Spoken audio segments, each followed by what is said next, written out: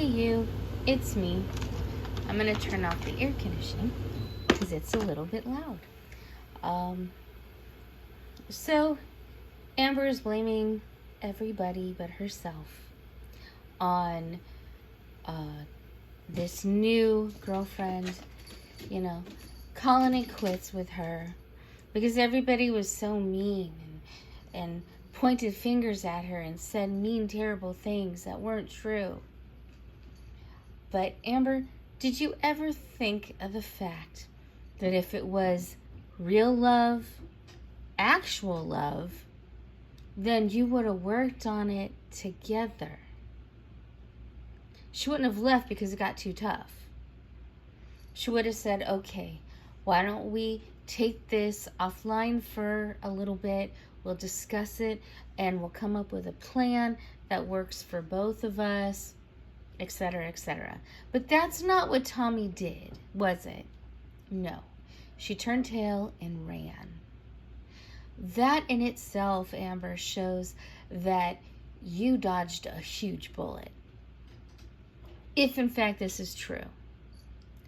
It could be that their plan was actually to fake the breakup and then have Tommy, not unlike Wifey was, and just be hands and arms and legs and things.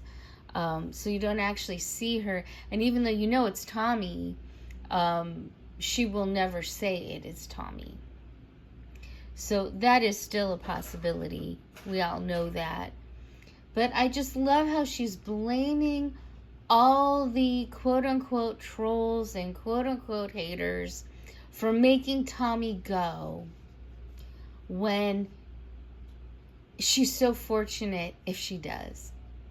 If she pulls all this crap and then ends up with Tommy anyway, then yeah, maybe she does want that feeder. Maybe she just wants somebody to accept her for who she is and eat herself into oblivion.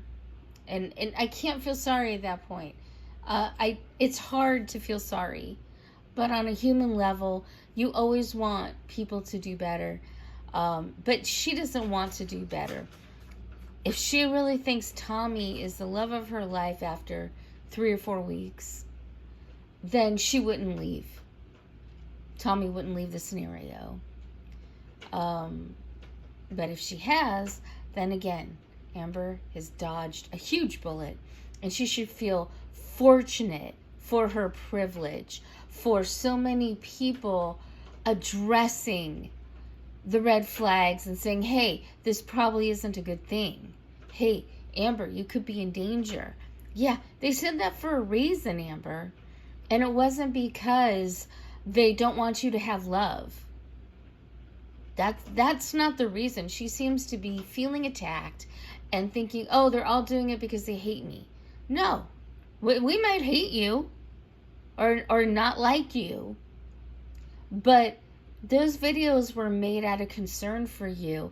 And again, you're very privileged to have so many people looking out for you, because if you didn't, then you could have very easily fallen victim to Tommy.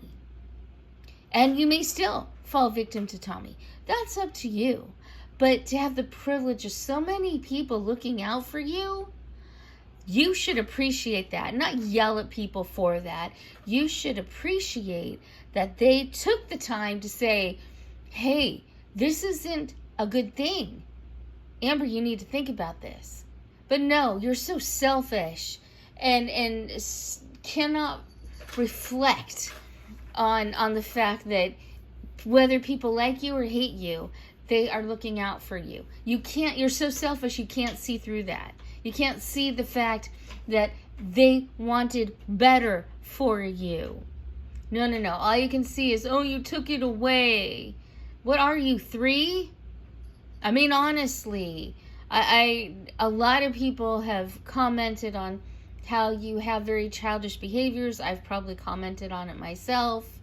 But this is beyond that. You're acting like a 13-year-old whose 19-year-old boyfriend got arrested and put in jail. and you don't understand why it was inappropriate. That's typical for a 13-year-old who would struggle with those things until they get older and understand why their relationship was inappropriate. But you, Amber, I don't think you've ever hit that kind of understanding. But you need to understand now. Love you or hate you, people didn't want you to get hurt. And if just some videos from people saying, oh, Tommy's danger, watch out, Amber. Tommy runs the other direction. Again, feel fortunate.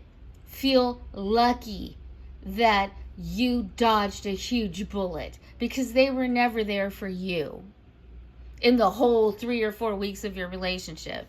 Oh, it's so ridiculous. It drives me crazy, you guys. It really does. Anyway, thanks for listening. That's all I got to say.